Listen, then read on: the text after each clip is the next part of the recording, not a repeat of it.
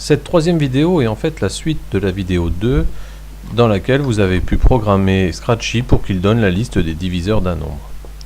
Alors avec cette liste des diviseurs d'un nombre, on va pouvoir ajouter un dernier petit test qui va vous permettre de savoir si le nombre que vous avez rentré est un nombre premier ou s'il n'en est pas un. Alors c'est relativement simple puisque pour savoir si un nombre est un nombre premier, il suffit simplement de compter le nombre de termes qu'il y a dans la liste des diviseurs.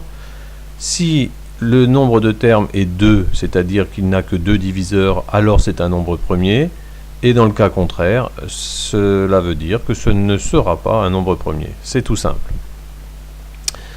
Donc on peut rajouter une petite boucle de test avec, encore une fois, si alors. Et dans cette boucle de test, on va tester la liste des diviseurs pour savoir si elle est égale à 2 ou pas. Donc je vous laisse remplir ici avec la liste des diviseurs. Simplement, il faut prendre la longueur de la liste des diviseurs et ça doit être égal à 2.